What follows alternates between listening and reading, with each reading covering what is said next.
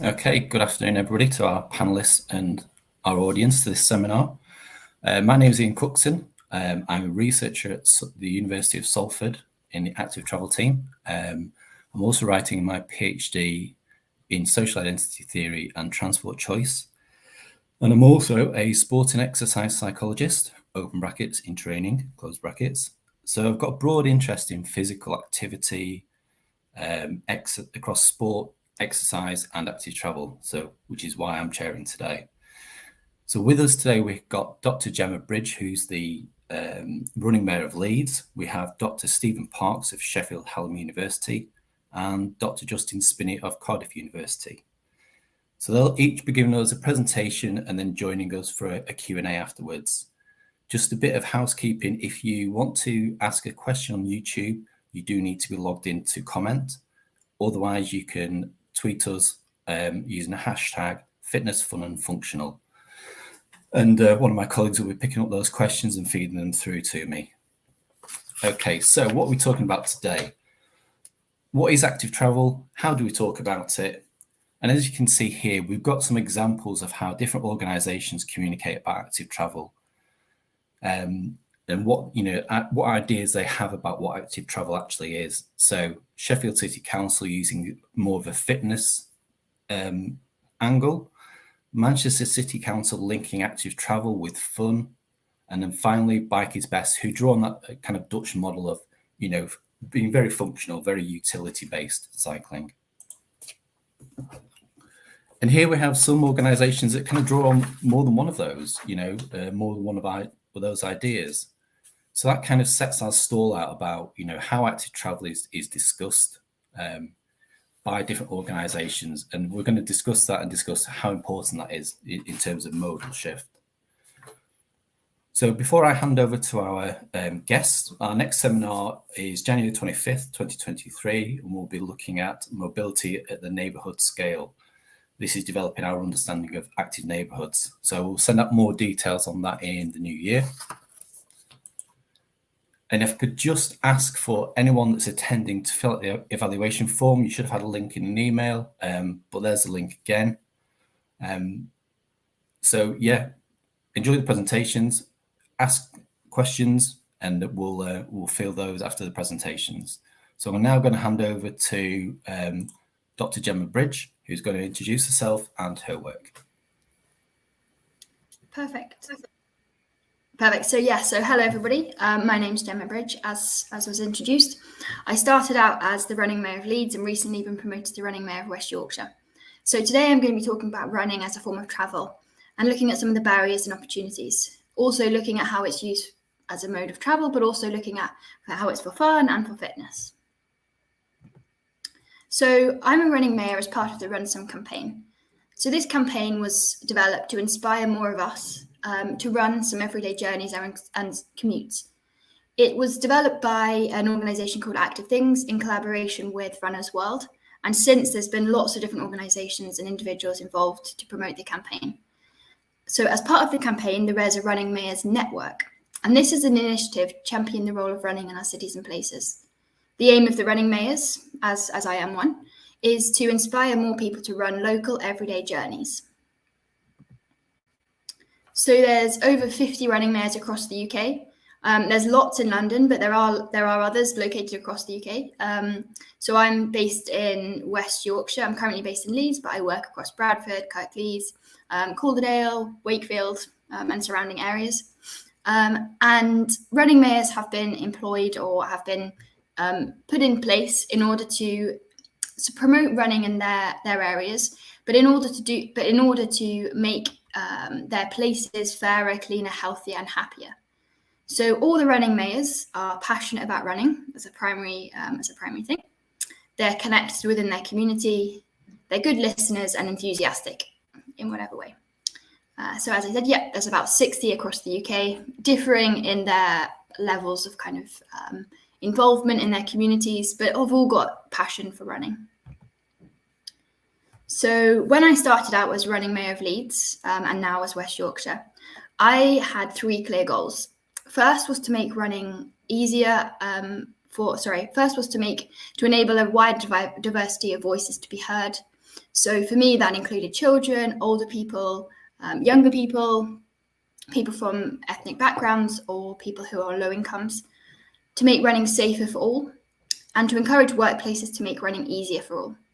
So to do this, I've been engaging with people and organisations across the region to find the best ways to approach these priority areas.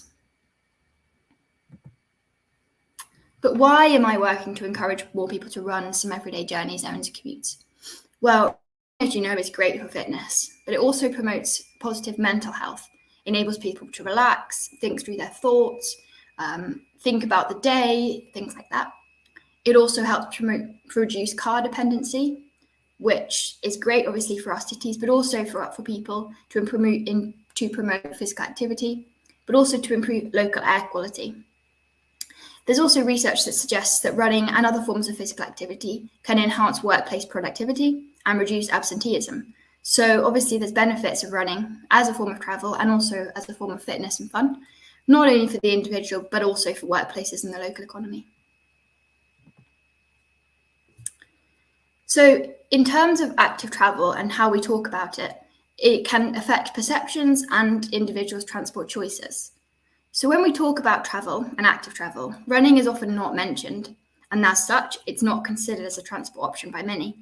For example, even a tweet today I saw from Active Travel England was promoting walking, wheeling, and cycling, didn't mention running, didn't mention any other forms of active travel, although there are so many others, including running, scooting, skateboarding, roller skiing, whatever you want to do. And so if we expanded the definition of active travel, to include all of these different things, it would better attend to the transport practices and also hopefully broaden the appeal of active travel to encourage more people to engage. So this was a more broad definition that was recently put out by Cook et al., whereby they said that active travel is travel in which the sustained physical exertion of the traveller directly contributes to the motion. So obviously that includes so many other things beyond walking, wheeling, and cycling. So we can talk about all of these different things: running, scooting, kayaking, as well as walking and cycling. But what else impacts on the individual's ability or willingness to engage in active travel choices, including running? So infrastructure obviously impacts on people's practices.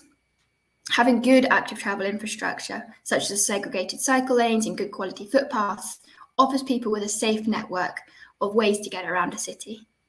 And in contrast, when transport infrastructure is poor, access to services and spaces for those using active modes of travel is reduced, and therefore private car use becomes the preferred and easiest option. In some recent research that I conducted looking at different travel choices, one of the most important reasons why people are less keen or unwilling to engage in active travel is infrastructure. So if we look at the two different areas here, so we look at a city with lots of cars, not really anywhere to walk, run, or cycle. We compare that to these other two images on the left, where we have much safer segregated areas to move around in. And then in terms of running for sport, recreation, and utility. So what should running be for? Well, running can be practiced for everything, for fun, fitness, and for transport. And the same individual may run for all or one of the above reasons. Pigeonholing running as something that is only for fun, for fitness, or for transport will limit perceptions and practices. Driving, cycling, and walking can all be done for many different reasons, so why not running too? This is me using running in many different ways: in a race, getting from A to B, and exploring in nature. So if you have any questions, you can ask them in the chat box now, or you can contact me via any of the platforms. And that's me. I will pass on to the next person. Thank you very much, Gemma. Fascinating. I'd never really considered running before as active travel, which is ludicrous, really. So now we're going to pass on to Dr. Stephen Parks of Sheffield Hallam University. Thanks very much, Ian. Thanks very much for having me here today. It's a great panel to be on, and a fascinating topic. Thanks to colleagues at Salford for putting this on. My name's Steve Parks. I'm a research fellow in the Centre for Regional Economic and Social Research at Sheffield Hallam University.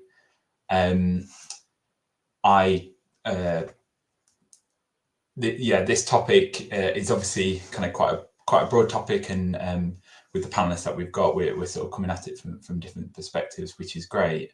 I think one of the things that I kind of first wanted to kind of talk about and think about was these three aspects of active travel. So the fun, the fitness, and the functional. I think that active travel can be all of these things. It can be experienced as all of these things. So in terms of functional, active travel is a low cost, low carbon, reliable way of navigating a city. It can be fun, it can be enjoyable. Previous research has shown that those who commute actively have higher levels of satisfaction than those travelling by other modes.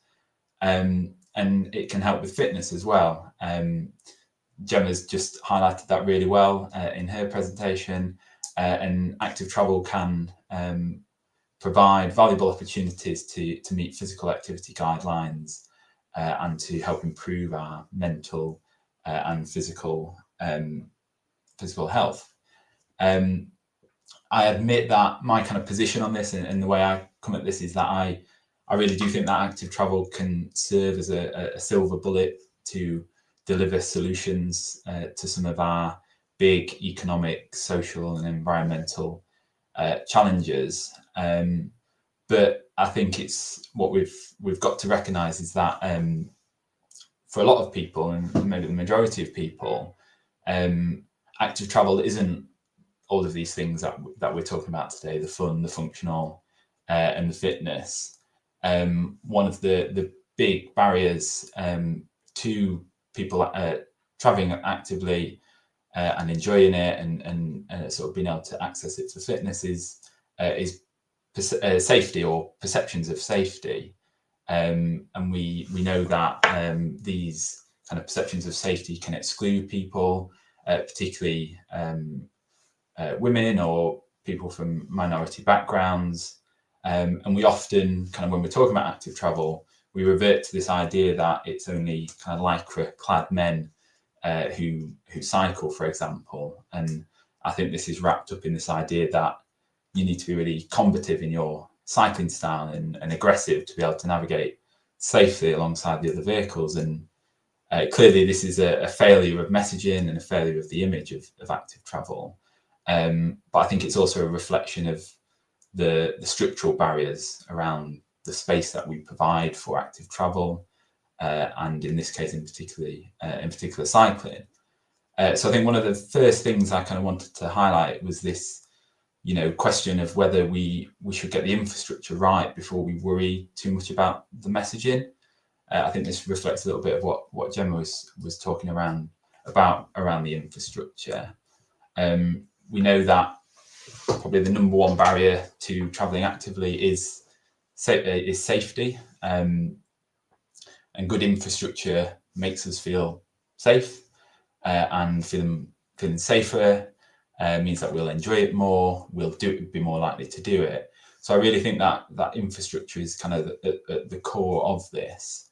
In some work that I was involved in recently, and we were surveying the public around travel behaviour connected to the pandemic. And one of the questions we looked at was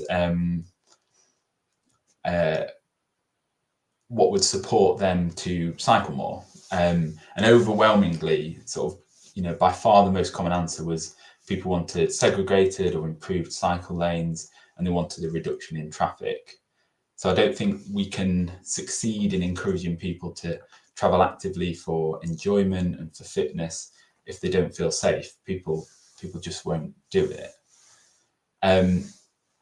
Another kind of aspect of this, I think, is and where we kind of see the way that we talk about active travel kind of playing out quite acutely is around low traffic neighbourhoods. I'm sure many of you have kind of heard the term low traffic neighbourhoods or active neighbourhoods. Essentially, this is taking some area of residential streets, limiting the ability of cars to be able to travel through those streets to get from one main road to another, i.e. rat running. And in doing so, you're trying to encourage an environment that is more better set up for active travel. But these are highly controversial. And if you follow the debates and the discourse around this kind of particular policy, it gets distilled down to car versus bike. And I think it pits these two kind of modes against each other in sort of absolute terms. And this very much centres on the kind of climate aspect. So we need to reduce our car use to sort of protect the environment, and cycling is a way of doing this. And this is obviously extremely important, but I think it misses the bigger picture in that, you know, we rarely kind of see the messages around the health and the well-being aspects, the enjoyment, the livability, benefits of these kind of neighbourhoods getting through. It kind of gets lost in this noise. So I think that's another kind of key challenge where the sort of challenges of the infrastructure play off against the sort of broader debates around how we want to travel. I think policymakers clearly have a role to play in how we talk about active travel. An example of where it's kind of efforts have been made to try and normalise active travel is through a kind of trials around social prescribing of active travel. So you go into your GP, and one of the things your GP can prescribe you is to walk and cycle more. And that's kind of breaking it down a bit too simply, really. And it's something that they are starting to trial now and starting to pilot. And it's question, you know, there's sort of pros and cons to that. And essentially this is kind of trying to incentivize people to be a bit more active in their daily life. For example, walking or cycling for 20 minutes per day is something that was being prescribed at a trial in London. And this does bring in the health and well-being side of it, but I think it also ignores those kind of broader barriers that we've talked around, the sort of structural barriers that are restricting active travel. And I think one thing that, you know, throughout all this, Gemma mentioned around how running doesn't get talked about enough, and I would totally agree in terms of active travel. And I think even I would say walking kind of sometimes gets lost a bit as well. You know, we talk a lot about cycling, it's all about cycle lanes. And, you know, I would question whether kind of in the discussions we have about this, we kind of acknowledge the role of walking enough. Some of the data on this, 82% of trips under 1 mile were walked. Nearly a quarter of trips between 1 and 5 miles are walked.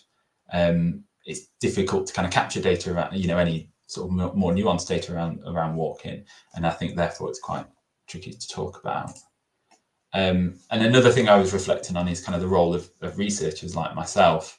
You know, when we survey people, are we asking the right questions? You know, how often do we complete a survey that asks us about the purpose of our journeys, but doesn't really go any further than that? So we know that you're commuting or you're traveling for shopping, but we don't really unpick the kind of questions around your enjoyment of that trip or your kind of motivations, whether that's around sort of the environment or the enjoyment of it. So yeah, certainly something that I'm guilty of as a researcher, you know, and I think we kind of, you know, we don't do a good enough job of capturing. So kind of highlighted a few kind of areas there. I think it's a really broad topic, so it's kind of quite challenging to distill down into sort of a few points. I think kind of to sort of draw it to a close, messaging is clearly very important. We need to be able to effectively position increases in active travel as being able to support health and well-being and also fulfill a role of utility trips. I think we need to recognise that active travel is kind of very contextual, it's very individual. You know, we need to think about place-based solutions to when we're thinking about how we promote it and how we talk about it. I think ultimately for me, it's really important that we create a physical environment where people are empowered and enabled to travel actively for various different kind of journeys. So where we're seeing active travel as being kind of a normal choice, an easy choice to make and an accessible way of getting around. And in doing so, you sort of discover the benefits for yourself. I'm somebody who cycles to work. It's only a few miles. And sometimes I enjoy that journey, sometimes I don't. But I very much see the sort of health benefits of that, and I think there's a degree of sort of being able to discover that for yourself, but we need to create the right environment for that. And I think, the message then is much clearer. And I think also it's about beginning kind of at the start, so when sort of focusing on school age travel is really important to kind of basically start them young. So I was at a talk with where there was a senior Department for Transport member of staff, and they talked about school streets, so the closure of streets outside schools, directly outside schools at kind of the start and the end of the day. They talked about school streets as being a gateway drug to active travel, so a way of kind of engaging people in active travel really early on, letting them see the benefits of that, and then it's snowballing from there. But obviously we need to create the right environment for that. That's everything from me. Thanks very much. Thanks, Stephen. That's great. Yeah, I like the idea of the infrastructure being the basic principle. I keep talking about this. I'm trying to create a paper around this that I see it as necessary, but not necessarily sufficient. There's a lot of other factors, like you say, that are going on for people that want to travel actively. Lots in that presentation to discuss, I think. So I'm just going to hand off to Dr. Justin Spinney of Cardiff University now for his presentation. Thanks very much, Ian, and thanks very much to Ian, Graham, and Luke for inviting me along today. So, I mean, we were kind of given a few prompt questions to think about. So I'm going to try and frame what I'm talking about today. I'm trying not to do death by PowerPoint as well. But so firstly, this idea of how we talk about active travel and how it shapes our perceptions of what it is we're doing and what we're trying to achieve. And I think, firstly, I see this agenda very much framed by policymakers and academics quite often just being the ones that, just is implicit in trying to deliver that policy agenda rather than being a bit more critical of it. So I'm going to start here with actually something different. I was going to, try and contrast and compare what we're doing with something like the music industry. So, which, I'm choosing that because it's something else I'm quite interested in. I've always been a lifelong lover of music. And what do I get out of music? What's the intrinsic benefit of music? Well, to me, it's a sense of personal community identity and belonging. That's what music's for. But then you go to, any city authority's website, or you look at what Sound Diplomacy are trying to do. Why does a city need a music industry? Well, because it creates jobs and it brings in tourists and it creates a sense of place. It's completely instrumentalized towards economic growth. I've never gone to a gig or bought an album because I thought it should create a few more jobs or, it might help tourism. I've done it for completely different reasons. And I think, in a lot of ways, cycling's really similar. Certainly, if you cast your mind back to when you were a kid, what was great about cycling? Was it because it was efficient and because it was cheap and it was healthy and it was direct? Was it any of those things? Or was it, just because it was fun and you could hang out with your mates and it gave you a sense of freedom or something? Arguably, I'm trying to remember, I can't really because it was too long ago, but I think that's why I did it. I think hopefully that's why I still try and do it, but probably not. And then you look at a policy agenda. And it's, why should we cycle? What's great about cycling? Because it's healthy. You'll save yourself and you'll save the environment, and it's cheap and it's faster than sitting in connection in a load of congestion. So it's a completely kind of instrumentalized take on cycling. And I think we've got to ask the question, whose agenda is that? And it gives us a very narrowed sense of the value of cycling, or whatever it happens to be, whatever form of active travel. It gives us a narrow sense of what matters in these activities. So it comes back, for me, to ideas of flourishing. Do our governments want us to flourish, and just enjoy things for their intrinsic benefits? Or are they just trying to ensure that we keep the costs down, not die too young, not be a burden on the health service, and remain as productive as possible, less days off work, etc. So I'd say that current promotion of active travel suggests the latter. It's an idea of activity, but it's, being shorn of a lot of what might actually make it interesting. And as both Gemma and Stephen have also highlighted, why would we focus on just walking or cycling? Why not running? Why not scooting? Why not skating? Why not all sorts of other ways in which we might move around actively? And arguably, it's because they don't see them as efficient. How can skating, how can that be efficient? Well, frankly, who cares about efficiency? But I don't think it's any accident.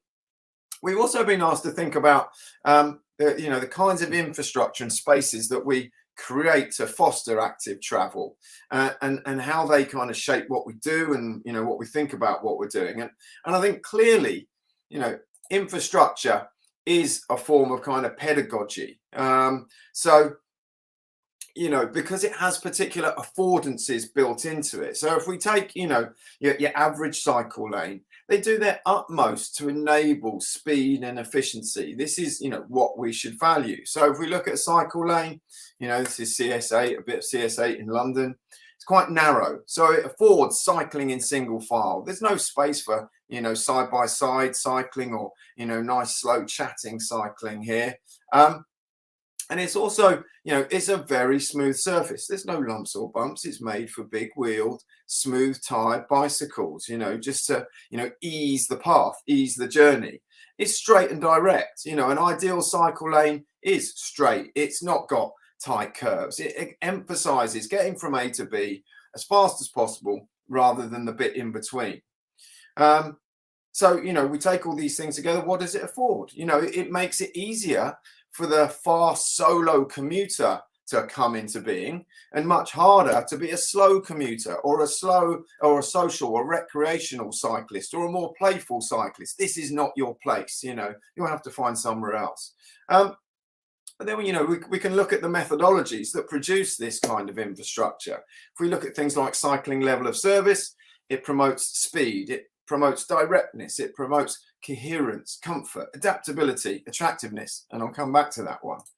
And you can contrast that, just to take an extreme, to the BMX track.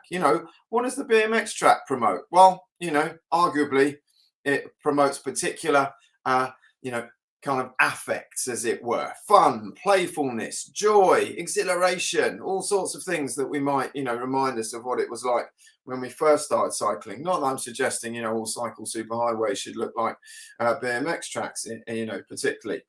But, is it any wonder we become instrumentalized and only concerned about saving time, saving money, health, environment? We become agents of capital here, and we're taught about what we should value through infrastructure, time savings, directness, efficiency, and, through these infrastructures as well as a whole bunch of other things. And if we don't value those things, or, can't value, then we effectively get excluded from these places. It's much harder to use these places if we want to get something else out of our kind of cycling experience, for example. How many kids are there on the London Cycle Superhighway network? Arguably, it's not a space for them, for example. They may, or even if they are there, maybe they're not really enjoying it too much. And this is why I want to come back to that idea of attractiveness as well. When you look at things like the Dutch Crow design manual and all sorts of things, it's a very adult conception of attractiveness. It's based around landscapes and visual perceptions of greenery and, parks and what have you. And there's some interesting, research emerging out there. There was a nice paper by Clayton and Musselwhite a while ago, and it showed that kids generally find that stuff really boring. It was looking at, I think, was the Bristol Bath Bristol bike path and some of the kind of, the artworks along it, and the kids weren't really particularly interested, and it was just a long fairly dull path to them, so they didn't, even if it was a traffic free, they weren't necessarily really kind of valuing it, and clearly had a different sense of attractiveness to that was sort of dominating. And just to move on to a final point, because I know I'm kind of on the clock here, the final point, does it matter that some people talk about sport, recreation and utility? Well, I've probably got a bit less to say about that. I don't know, but it seems to come back to ideas of time. When we're trying to conserve time or get to work, then we couch it as utility. Maybe when we're off the clock, we start to talk about sport and recreation. But it's often still underpinned by ideas of competition and speed and productivity. Everything seems to have a purpose, be productive in some way. So there's a compartmentalization of time, I think, which kind of sits above these distinctions around how we see different types of travel. But it seems that the more instrumental it gets, maybe the less we enjoy it, because it becomes something we feel we have to do, duty rather than a pleasure, utility rather than leisure. And it's also important, I think, to consider what happens when active travel is not really a choice. If we were on a particularly low income or somewhere where there just was no public transport, we didn't have many choices, and we had to do it, is it going to be something that we see positively, or is the joy going to kind of fade away because we just have no other choice how to move around? And I just wanted to offer a concluding thought really on why this might matter. And ultimately, I think it comes back to ideas of value and ultimately sustainability. I think we should certainly be able to define our own sense of value when we're kind of moving around, rather than have it imposed by policymakers. Do this because it's healthy, do that because you can save the planet. And I think we should also be moving away from economic growth paradigms. We should be looking to be less efficient and less productive and more pro-social and more community orientated.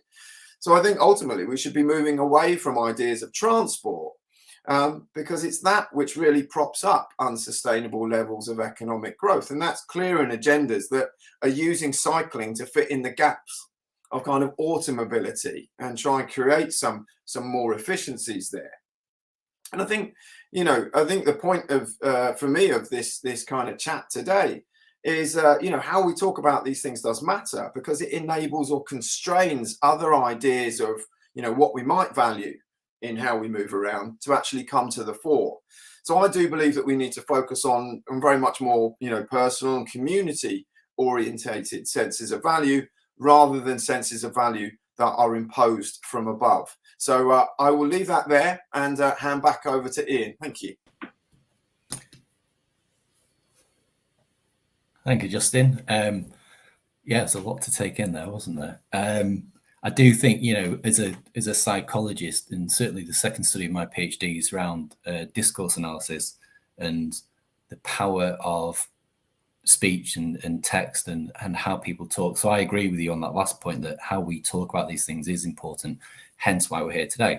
So I think Luke's going to bring the panel back in, and we've got a lot of questions. I will say there has been some spam, so please don't click on the links to dating apps that are there. We are aware of it, and Graham, our technical assistant, is in the back room deleting them and blocking them. So yeah, just we are aware of that. We are dealing with it. Okay, so we've got some questions. I'm trying to kind of put a couple together. Well, there's one for you, Gemma, there about how much you can carry while you're running. Sure. I mean, I think that question gets asked quite a lot. There are a lot of rucksacks out there. You can carry 20 kilograms plus. So easily carry a rucksack and a change of clothes. But I think also it's not just putting the impetus on the individual. It's working with businesses to enable people to be able to leave things at work, to have somewhere to change, have a locker and things like that. So it's working both sides, or even finding a leisure centre that you can leave things in for the day. But I don't think that should be a barrier for people to be able to run to work. Is that kind of the biggest piece of feedback you get, or resistance to running?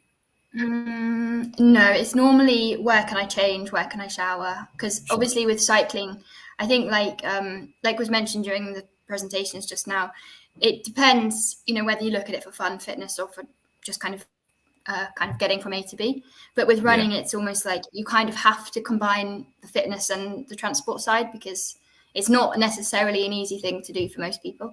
So having a shower is usually something that people are concerned about. And I think for that, if you don't have access to a shower at work, then running home from work is sometimes a better way of doing it. So maybe getting the bus in and running home, or even just getting the bus halfway home and then running that kind of way, or train or whatever.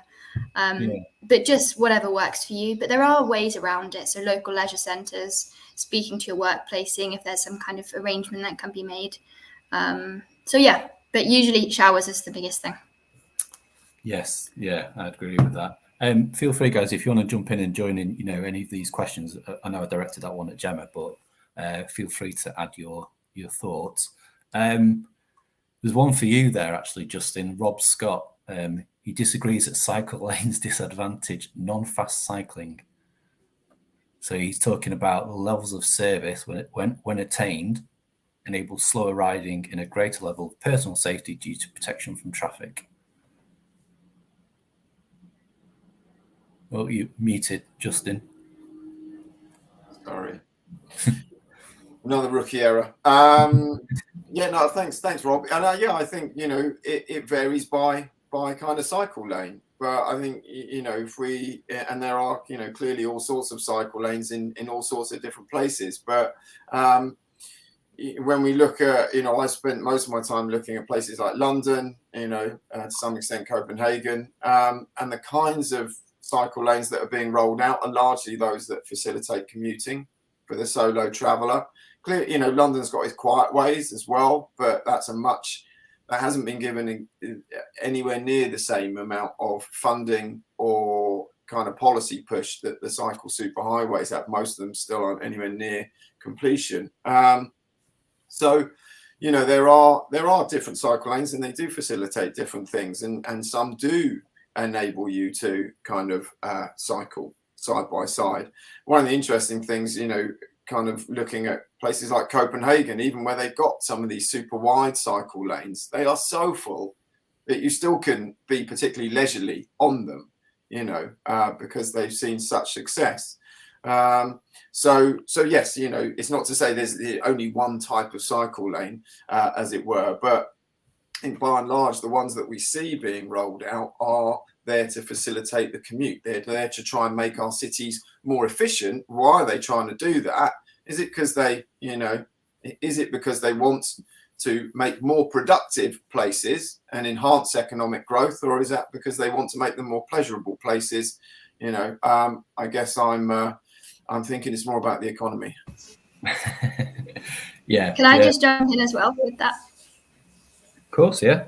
Yeah. So I was just going to say, I think a lot of, at least my experience with cycling, so I cycle everywhere, but usually the cycle lanes are put in to get from A to B as quickly as possible. So as Justin said, and it's typically not the most enjoyable routes. They're usually quite busy, dangerous. There's a lot of the air pollution is pretty bad. Whereas I'd rather spend an extra 5 minutes taking a route down the side of that one to make it a bit more enjoyable. And then if it was raining or whatever and I needed to get somewhere quickly, take the quicker route. But I just think there needs to be options to give those people that are doing it for fun and not necessarily just get from A to B as quickly as possible, an alternative way of getting around. Yeah.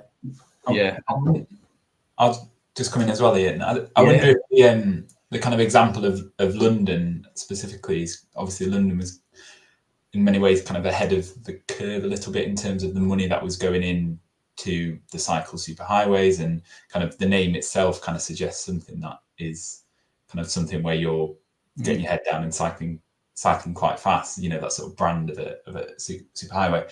And I wonder if kind of outside of London now that there's more money going into active travel, and then kind of alongside the LTN 120, which kind of stipulates the minimum sort of standards of design, whether we might start to see a sort of trend towards infrastructure, in this case cycle lanes, that lend themselves more to sort of that slower way of traveling. Yeah, I I think you're right. I think they are ahead of the curve, but there are a lot of cities that they're desperately trying to, do some work to catch up. But as Justin said, that issue about the pedagogy, I think it depends how those particular local authorities, how they view active travel, doesn't it? And you've all talked about policymakers in some form. So how they view active travel, their view of whether it's fitness, fun and functional will then determine, kind of what they build. So it wasn't really a question, was it? Yeah. And I think a really important aspect of this is there's huge variance in the capacity and the capabilities of the local authorities to respond to this agenda. You've kind of got some local authorities that are really leading the way on this, and they have quite a lot of staff behind the scenes working on it. Generally, the sort of larger metropolitan local authorities, and then there's kind of smaller local authorities where perhaps there's only one person who is kind of working on this agenda. So I think that's another angle on that, kind of how they're viewing it and what their approach is building up the capability of the local authorities to actually respond to this as well. Yeah, sure. So there's a few questions that actually seem to be focused kind of around the same thing, and that is, what is active travel? How do we define it? And do e-bikes fit? Is active travel anything that is an inactive travel? Is there another term that we should be using that's less kind of academic? I'll just throw that out there as an open question for you all. I can jump in. I mean, I think active travel is quite I'm not sure. So someone mentioned it was quite an academic term. I think it is. It's kind of got.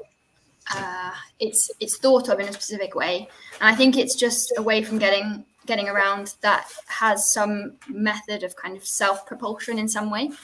I think e-bikes, e-scooters are all part of it, especially if you're at least scooting some part. I mean, there's micromobilities, which is kind of like part of active travel, but just differing levels of kind of activeness as part of that. Yeah. So I think it's quite a broad term, and so trying to include everything in that is quite difficult. But it's just trying to make sure that when we talk about whatever active travel is, when we talk about it, it includes, walking, running, cycling, scooting, whatever, everything. But it's quite hard to do that because it's so broad. Yeah. Anyone got anything to add on that one before we move on? I mean, it's quite an interesting one, active travel. I mean, there's a part of me that bristles at it straight away because, you might as well say active transport. That's what we're talking about, really. And again, transport is about getting from A to B as fast as possible. So the agenda is still kind of bent towards that. Or if it's not, it's about our well-being and, cycling around a park or running around a park or whatever, So, and making sure that we remain healthy and less of a burden for the health service, it seems. So, but there's also, there's a whole lot of other things out there that involve activity as well. I mean, if you look at your average, probably, van logistics driver, that's quite an active form of travel, I'd say. They're in and out of a van all day. They probably do a fair bit of walking, but we wouldn't describe it as active travel. But they probably, I mean, imagine if you strap a fitness tracker on them, I'm sure they burn through a fair amount of calories and walk quite a long way. But, so what is active travel in that sense? And of course, there's that debate. And I think I saw the question earlier about where e-bikes fit in. And there's an interesting one there. People presume that because it's got a motor on it, it's not active travel. But actually, I've not seen the evidence one way or another necessarily to say that it's not active travel. So, but there's a presumption that as soon as you put a motor on something, it's not active travel. And I think we need to kind of problematize that. Yeah. I mean, there's research out there that basically shows that people who use e-bikes can cycle further, longer, and faster than people that are using non-motorized cycling. So, I mean, you're still pedal assist. So as long as it's not those bikes that have, the motor and you're not even moving, then they're still promoting, active travel. And I think in terms of the definition, it's trying to kind of include the sustainability aspect of it. Because, whilst a van driver may be getting in and out, so they're being active, it's not as sustainable as it would be if you're if you're walking, cycling, running, scooting, whatever. So I think that's also something that needs to be brought into the definition. Yeah. So Tom says there he's a delivery driver doing nearly 10,000 steps a day. Cadman, the aviator, has also said active travels kind of, has that connotation of actually being talking about cycling by the public. And like you say, just, people who use public transport are walking quite a lot as well. So I think it may be, although we don't want to pitch it against, about being about active travel versus cars, maybe it is anything that isn't, single occupancy cars.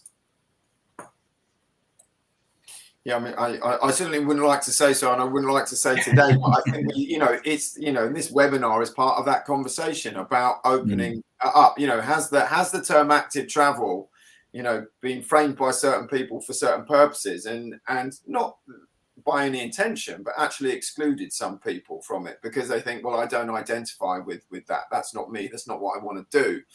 So does it become an exclusive term? But the danger is maybe whatever term you choose ends up picking up its associations and meanings and, again, through no intention, start to exclude people. Yeah, and that's kind of one of my thoughts around, the title of this seminar. And it's partly because I've always cycled to work, I commute and I leisure cycle as well. And my wife said, I'm not a proper cyclist like you. I'm a Mickey Mouse cyclist. So, yeah, those messages do get through and they start to, affect how people view active travel and cycling.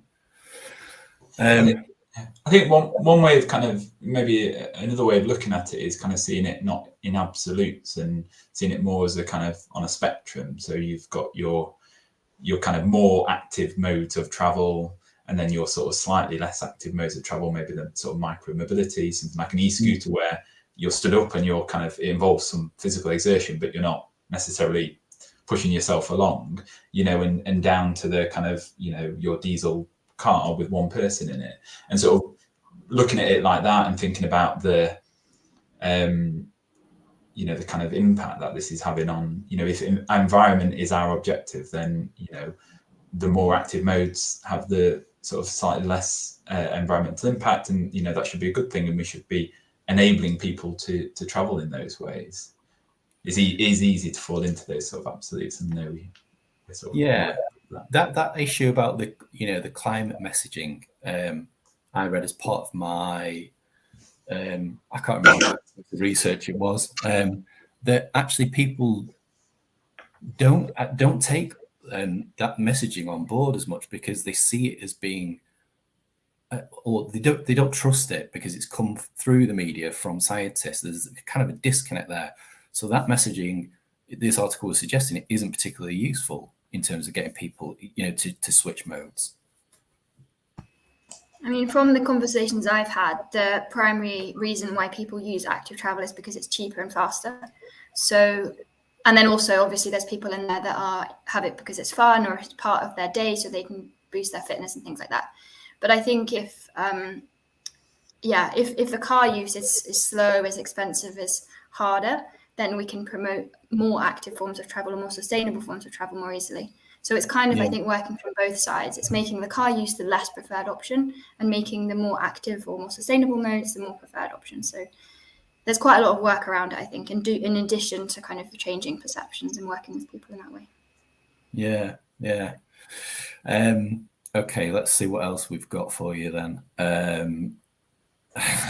One for you there, Justin. From Tim Jones, how do we build in alternative measures of the value of cycling into evaluation systems? So that point you were making, rather than the economic growth. Yeah, absolutely. And I think, I'm just starting to think about that at the moment, actually. I'm thinking about it in relation to a project on music and the intrinsic value of music, because there's some interesting methodologies there, kind of stated preference, willingness to pay, contingent valuation, which try and elicit, the more intrinsic values, not how many jobs is this going to create for the region, or, how's it going to, make a more, a more attractive kind of buzzy place. It's not about the city, it's about the individual and what they get out of something. removed from any kind of agenda except their own kind of agenda, as it were. So I think there are some methodologies out there, and I'm personally just starting to explore them. But I think you could probably apply them anything that has a value, separate from a policy agenda. I think you could probably use similar kind of methodologies for just trying to explore what really matters. I think the other one is possibly as well. I think when we tried to do it, I tried to do that actually working with Tim on the Cycle Boom project, looking at people's kind of emotional response and stress and relaxation and things like that, and trying to map that for older cyclists and trying to understand there to some extent. That wasn't about the value of cycling, but it was more about how you can kind of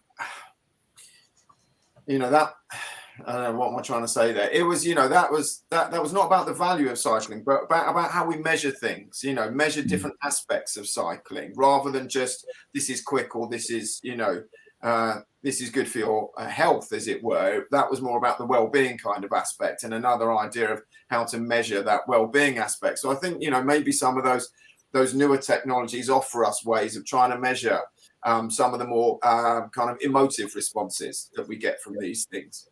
Yeah.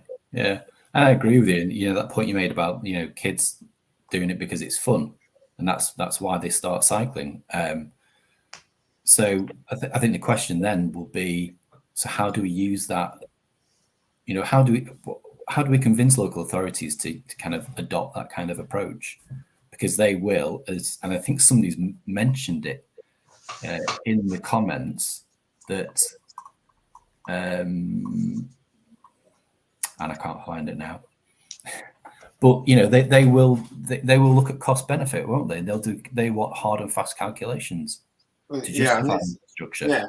And sorry, just to follow up on that, one of the problems is things like cost benefit and even multi-criteria analysis. It still privileges all your time savings, and there's a load of other reasons we might move in certain ways, and they're just not able to be counted. Part of that is because we haven't got the methodologies to enable us to count them, and then even then local authorities aren't using frameworks to enable us to plug that data in, so we get these skewed senses of what actually matters. So I think that kind of methodology is key here. I absolutely agree. So we've got a few there that have popped up that are about efficiency. So tricycle mayor, which is Harry, isn't it? Traffic-free routes aren't necessarily underpinned by efficiency. Tom was asking why efficiency is a bad thing, and Alan Boyd is asking about 20-minute neighbourhoods. Can they combine social interaction and efficiency? So there's quite a few that are around this idea of efficiency, like you're saying, and I don't know quite how to phrase that question, but does anybody, I think we've kind of covered it, but has anyone got anything to add about, this question of efficiency and how we design for active travel? I think combining, so it depends, because I think a lot of people will need to get from A to B quickly, but they may be willing to add an extra 5 minutes if they can make it a bit more enjoyable, or if they can go via a coffee shop they like, or they can go via a shop they want to see, or see a friend or whatever. But for example, if you get off the bus and you walk the last 10 minutes of the journey, you give yourself that time to kind of decompress, have a think, have a look around. If the weather's nice, great. If it's not, whatever. But it's a nice way of kind of breaking up that part of the journey to then go to work or then to go home. So I think it's kind of combining the ability to get from A to B as quickly as someone needs to or wants to, with the ability to kind of break that up and do something a bit more enjoyable in between, and making that kind of multimodal journey a bit more accessible and easy for anyone that needs to do that. I think one thing I'd add on it as well is kind of this idea of being efficient, and I guess I sort of see it as barriers, so the ability to cross a road in an efficient way is that just not another sort of another way of looking at it as well, there's lots of like physical barriers that mean we have to go the long way round, as you know, and then we have cars flying past us, you know, taking the quickest route. You know, as humans, we're kind of default is to, you know, this is where desire lines come in, where we sort of want to take the quickest route. That's just something that's instilled in us. So anything that like Gemma was talking about, it kind of, you know, anything that makes it kind of hard to get from A to B, I think means that, you know, maybe we're less likely to do it. And ultimately, if our objective is to encourage people to be traveling actively or even multimodally, you know, we need to kind of think about those. So that's one way of kind of thinking about efficiencies, I think. Yeah. I think with efficiency, it's also about safety. So like being efficient doesn't matter if you're not going to get there in one piece. So it's like, it may be the quickest way, but if it's not enjoyable and it's not safe, then that's not part of the discussion really. So I think when we're measuring, when we're evaluating how active travel or how travel in this way is promoted in a place, safety is absolutely key, and efficiency is probably less important, at least for the people using the cycle lane or the path or whatever. I know for me, like, I wouldn't mind being 5 minutes longer if I made sure that I was there, you know, in one piece. Alive. So exactly. So I think that's also part of the discussion. It's that safety aspect. Yeah, I mean, I suppose just to add, perhaps I see this slightly differently. I asked the question, why do we all seem to care about efficiency so much?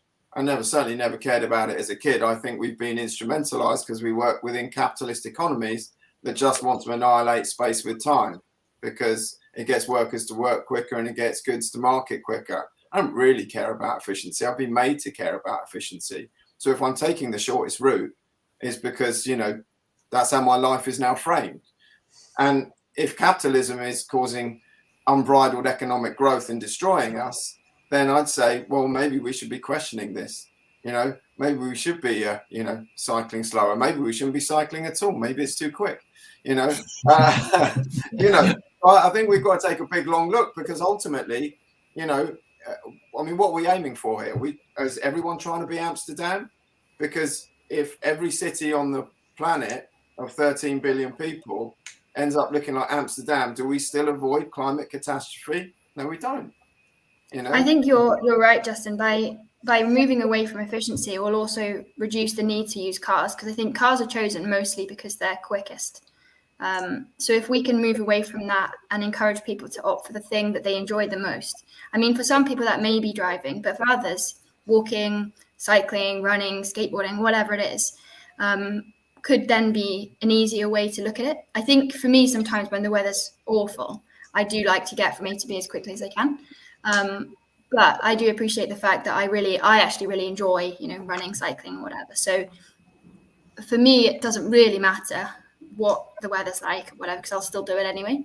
So I think it's really good to make sure that when we're talking about this and we're talking about ways to promote it, we're including everybody and everybody's reasons for doing something or not for doing something. Yeah, I agree with you, because, and this is the third study in my PhD is around the I knew I'd stumble on that one, phenomenology of cycling. So that experience, you know, that cyclists have. And when you talk to cyclists and you get them to describe their cycle commute and their route, it is about the feelings and the experience and the embodiment. It's not, you know, yes, there is a time element to it, but they do it because they enjoy it predominantly.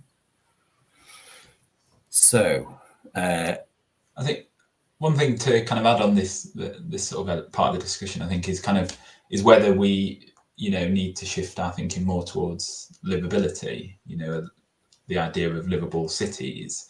I guess a 20-minute neighborhood comes into that a little bit, but I think it's kind of a broader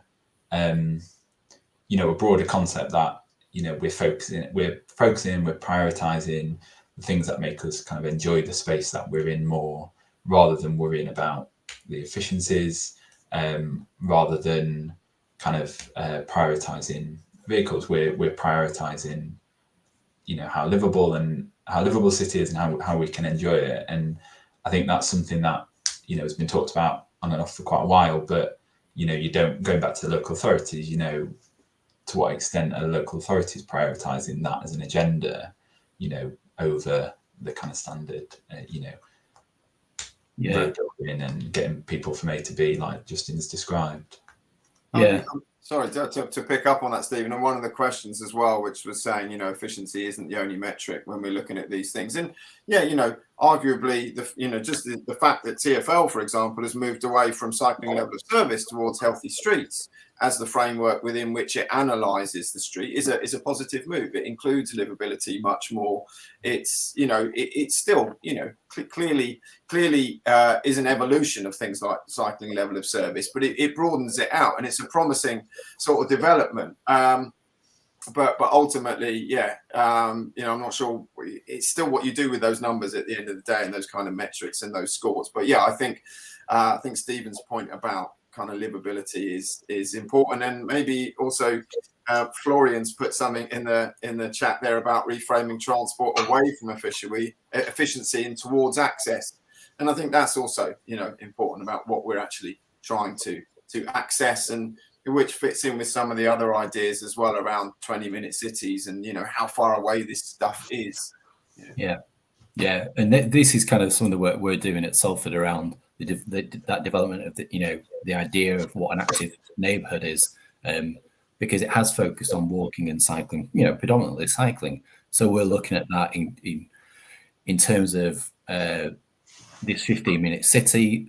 Somebody's made a point there about seats and loos, and there's been mentions of social interactions, and that's kind of what we're starting to look at and develop it and consider those kind of softer aspects of how we design our neighborhoods.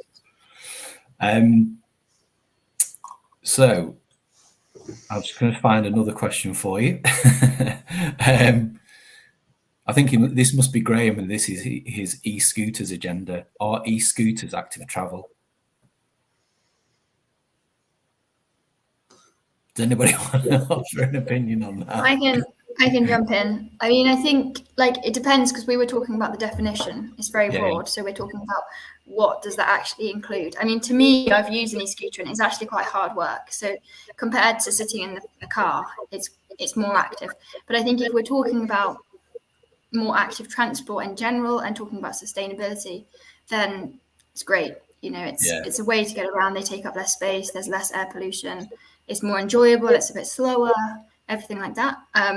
Obviously, there's a barrier to their use in the UK because private use of e-scooters is illegal, so they have to be used as part of a scheme, which I think can be a barrier because of the cost and the locations and things.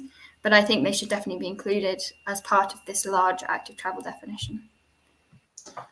I suppose it depends a bit on what journeys they replace. Are they replacing a walking journey or a running journey, or are they helping to get people out of the car? So, if I can just jump in there, Stephen, that was part of Graham's findings, that people tended to use them to replace short Uber journeys, things like that. So not longer, car trips, obviously, but certainly replacing those shorter journeys, in particularly in taxis and Ubers. Which is good. There's also data that says they're used kind of to replace walking, in which case there's, I don't know, the impetus there is different. So again, if it's for fun, fine, but they're still using electricity. So walking would be the preferred option because again, it's slower, it's more, there's absolutely no kind of environmental impact in terms of the energy being used. But I think if they are, as you said, replacing buses or train or taxis or Ubers or whatever, then great, by all means. Sorry. I think it is an interesting one. It's also Graham's, the finding from Graham's study is also echoed by one from Bristol recently. And a lot of people, do talk about the fun element. And I guess, it is a tricky one, as Gemma said, for people to have fun while they're moving around, surely that's a great thing. And if that's a metric that we're trying to promote, then scooters seem to actually meet it. But at the same time, given that they've got a way bigger resource and energy impact than just walking, is that additional fun worth the worth the additional sort of resource and energy use. And it's a difficult one to balance, I think. Just on that note on the walking, so there's a question there from Cadman, the aviator. If a small increase in walking proportionally dwarfs cycling, running, etc., yet it doesn't focus much in any conversation about active travel. So why do the panel think this is the case? Seem to have a bit of a blind spot with walking as a form of active travel, and yet you've all mentioned it at some point. I think part of it. I don't know if I mentioned this in my discussion, but I'll check my notes. Sorry, I'll check my notes. Yeah, it was on my notes. I don't know if I mentioned it. Was this sort of idea around how we actually measure it? I think it's easier to put a cycle counter on a bike lane and get the figures coming through. I think we've even seen them where it shows it in real time. Whereas for walking, it's much more difficult to quantify. The National Travel Survey data actually shows that. I think I did mention this. 82% of trips under 1 mile are walked. The vast majority of people do it, but I think it's harder to capture. It's maybe more. We don't really think of it as maybe if we walk to the bus stop and get the bus for half an hour into town, that's our kind of, we've got the bus to work, or, I think part of it's how we kind of frame it ourselves and how we discuss it. And it kind of definitely falls by the wayside. And I think that is a failure. So yeah, it is a tricky one though, but I think part of it is how we actually capture it and the data. I suppose things like mobile apps are making it a bit easier now, but there's sort of privacy issues around that as well. So I think it will get better. We will be able to capture the walking data better, and that will help kind of put it more at the forefront. But it is a tricky one. Yeah, so Harry's just mentioned there that Viva City cameras, and we had a demonstration from a company the other week over at Salford, and on the section outside the university, they've got this AI system that's monitoring every single type, mode of transport, including walking and cycling. So I think the technology is there, and it's possibly that's what's needed to convince the local authorities about, how much how much walking actually is done, and factor that into, the discussions. I think possibly that also comes back to, the lack of conversation about walking also comes back to the fact that we created places around the motor car, and so our land use is appalling, and therefore walking isn't in the conversation because you just can't walk those distances. Cycling's maybe a bit more in the conversation, or things like running maybe should be, because you can get a bit closer to those sort of the 5, the 8, the 10 kilometers. But with walking, it falls out of the conversation reasonably early because of the way that we've planned our towns and cities. And until we start bringing things back closer and emphasizing access, and walking access in particular, then I think it's going to carry on being excluded from the conversation. Yeah, which is part of what the Dutch did in the 70s, wasn't it? As well as building the infrastructure, they planned towns in such a way that you could walk and cycle it rather than having to drive it. I think it's also making sure that it's being considered as a multimodal journey, so you don't have to walk the whole thing, but even just taking the bus one stop less, it's good for you, it's good for the planet and everything. So I think it's, again, going back to this efficiency thing. It's it doesn't necessarily have to be the quickest way if you also get the other benefits.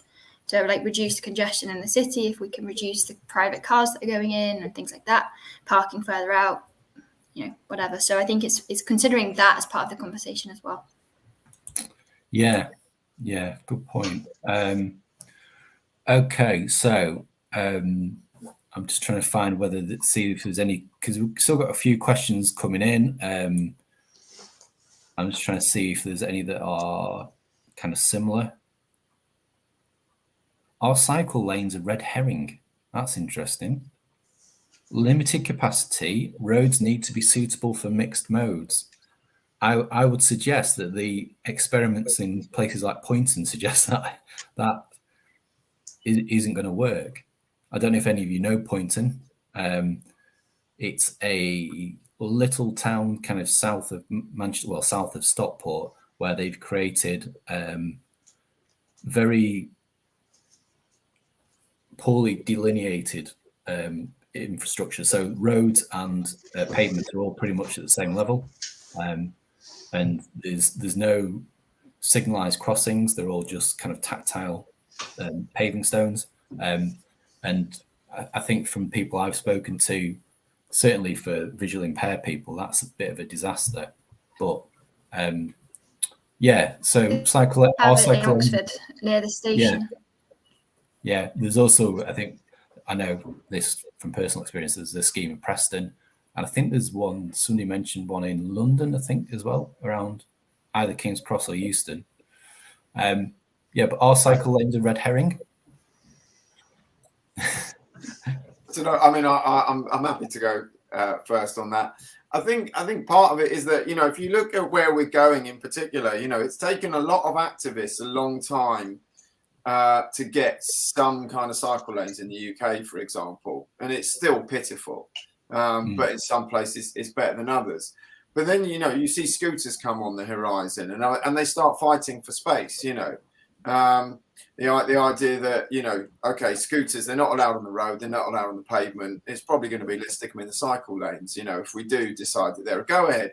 So you're creating, you know, but again, scooters got very different affordances from a bicycle. You know, turning circles, all sorts of things. So, you know, and then you get the next mode of mobility and the next one, you know, and where are they, you know, sort of where are we going to go with that? How far are we going to cut up our road space? When actually one thing we could do is think back to ideas of the street and the inefficiency of the street, where, you know, kids were playing and there were, you know, stalls, and it was probably a nightmare to try and get from A to B efficiently down the old street, actually. But it was probably a very convivial, livable place to be, you know. So it gets us away from this thinking of, you know, we need a space for this mode and a space for that mode. You mix them all together, you create this hideously inefficient space, and hey presto, maybe it's a nicer place.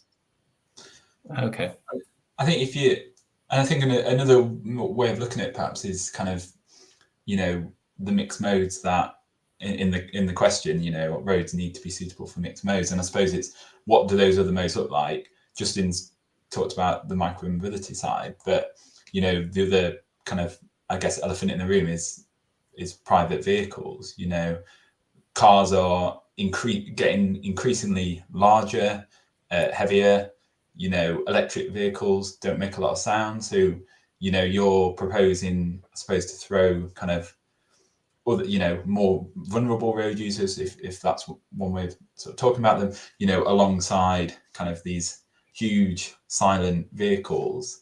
You know, so I wonder whether the other way of looking at it is thinking, well, okay, if we're going to kind of, you know, if we're thinking of cycle lanes as a red herring, then, you know, perhaps we need to limit the size of vehicles or limit the speed that they can travel at. You know, I think I'd be proposing to throw the motor vehicles out and let the more or less active modes play together, you know, because I'm in agreement. Yeah. They're quiet and they're roughly the same size as tanks now. So, you know, I don't think they've got a place in the street. And I think going back also to looking at the, oh, sorry, go ahead, Stephen. No, you go ahead, Gemma. Okay, I was just going to say, also looking at it at the hierarchy of vulnerability as part of the highway code.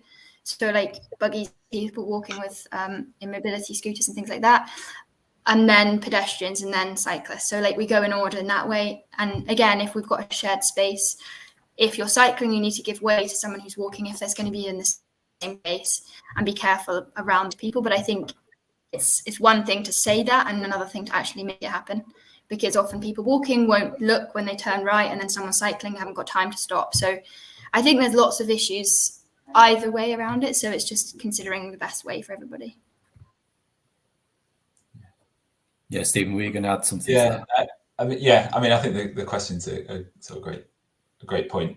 You know, it prompted an interesting discussion. I suppose, you know, one of the sort of counter to it is, you know, you look at the data and it suggests that overwhelmingly people are in favour of a segregated lane for cycling or other active modes that will, you know, that would incentivise them to travel more actively. So I think, it's hard to ignore, when consistently the data is telling us that that's what would make people feel safer and, would help that kind of messaging get across around, trying to encourage people to travel more actively.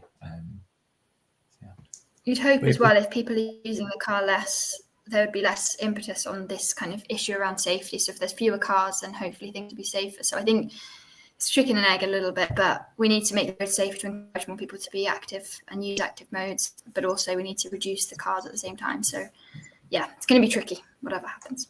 Yeah, I'd agree with that. Okay, so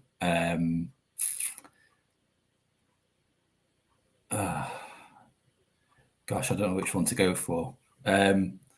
What about darkness in terms of active travel then?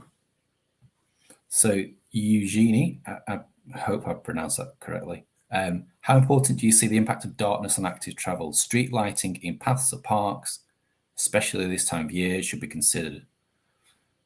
And we know that's an issue, right? We know that some people don't feel safe, but does that come back to how local authorities view active travel? And if they see it as fitness or fun, they will promote off-road routes. I mean, I think you see some of that kind of anyway. There was a paper that I wrote with a student a while ago, and it was playing with the idea of traffic safety and social safety and the way that cycling level of service. If you scored critically on traffic safety, then you weren't allowed to put that route down on your cycle route map. But if there was no critical score for social safety, even though it might completely stop some users, particularly women, from using it, you could still put it on your cycle map. You could still say it was safe. So there's a real kind of imbalance there that needs to be addressed. So again, it comes back to those methodologies and those forms of assessment that just aren't giving the enough weight to certain issues, and therefore effectively excluding the needs of different user groups. Yeah, so kind of related to that, there's a question there from Claire Harris about funding. Is the barrier that money comes from transport and highways, and so is often defined within very narrow terms as mentioned here? How do you change the funding parameters? And is that part of that conversation around how we measure things and the methodology around how we measure active travel?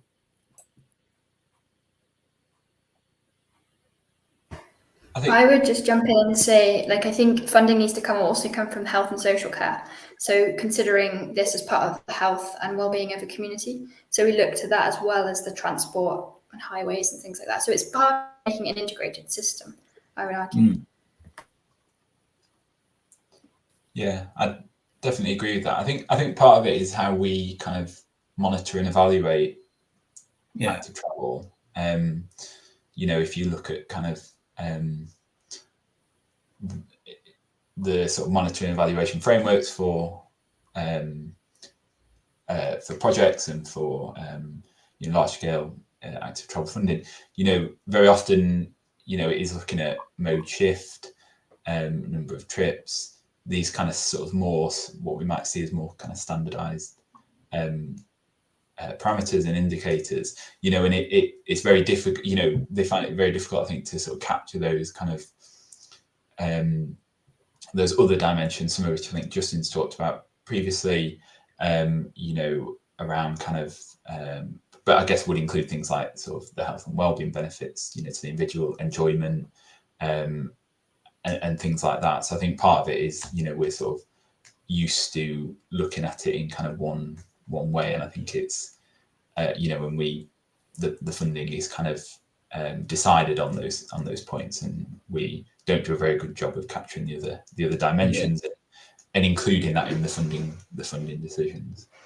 Yeah, I'm not sure what I know in Manchester, the Mayor's Challenge Fund and the B Network funding, I'm not sure those considerations are in there. Somebody will have to kind of correct me on that, but I don't think they are. So just to add to that very quickly, I think my particularly pithy response to Claire's question is that you tear down capitalism and go for something that's not growth orientated, and then you get a different sense of value and priority out of that, and that trickles down to what you actually try and do. But yeah, you know, in real terms, the question's disappeared, so I can't actually see the question anymore. You know, but yeah, you know, clearly our priorities are set by what sits above it, you know, and what any city or government is trying to achieve, and that's clearly economic growth and productivity. So until we change that, we're going to be in the same boat. And I think related to that, there's another question. There's one from Alan Boyd there. It says, what do we value more, residents of neighbourhoods or commuters passing through those neighbourhoods? So is road charging then a part of that solution? I think we're getting away from the original question of the seminar, but it's an interesting point. I'm not clear on how road charging would kind of solve that issue of the sort of rat running through neighbourhoods. That seems to be kind of more of the sort of filtering and you know, slowing down the traffic that you see through active neighbourhoods or low traffic neighbourhoods, whatever term you would want for that.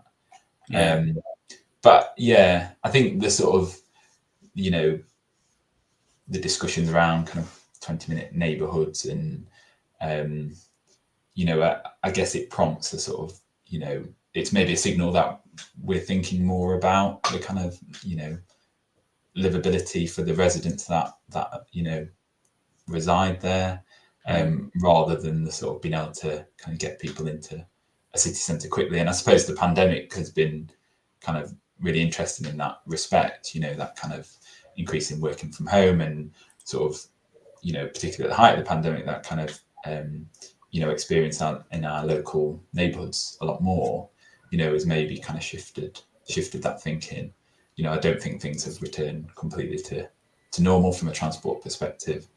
No, certainly. I know that locally the Metrolink numbers are still way down. I've spoken to somebody recently who works with older populations, and she said older people are still kind of a bit anxious about going out into the communities. So yeah, there's still a long way to go before we get back to, well, normal, I would say. So yeah, I think we've kind of into the last 5 minutes. So I think I'll just see if we can get another couple of questions in, but then try and wrap up, because I think we've taken a bit of a, if you pardon, a bit of a journey away from the question through a lot of different elements.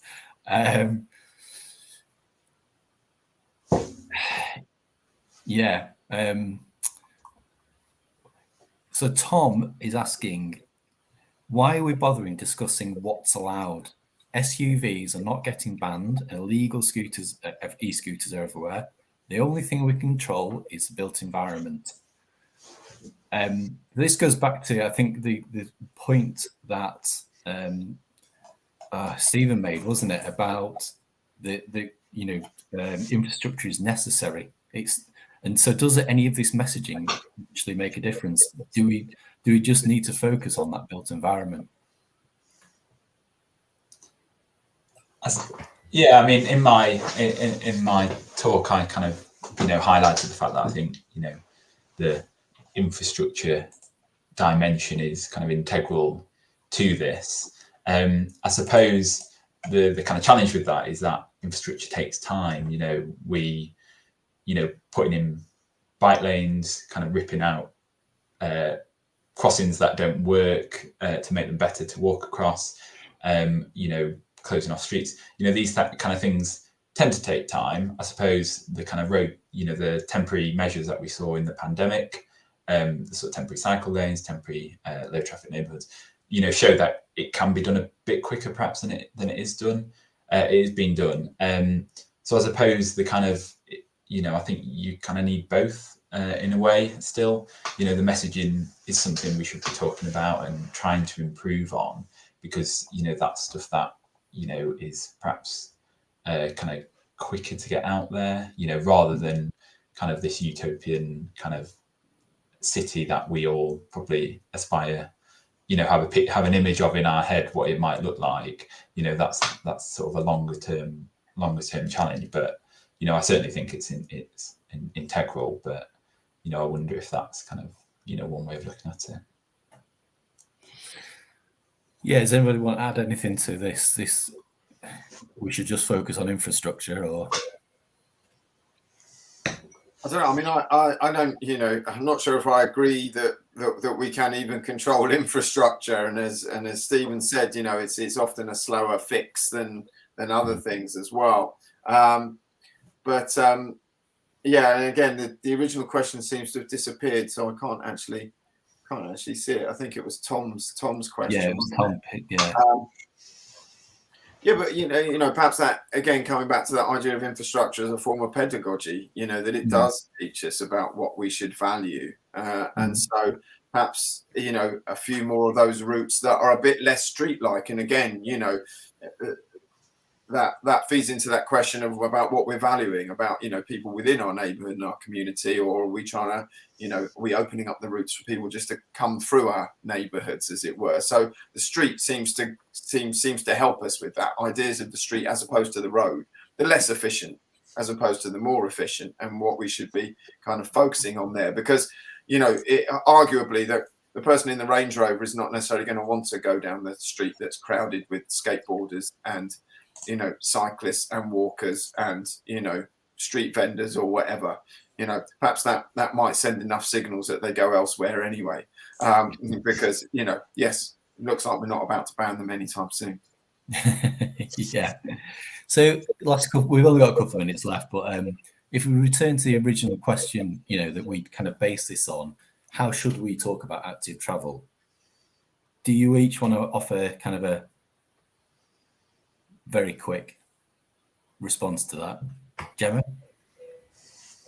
Yeah, sure. So for me, I think it's a way of getting around where you're not, where you're able to propel yourself in whatever way that is, and in a way that's sustainable.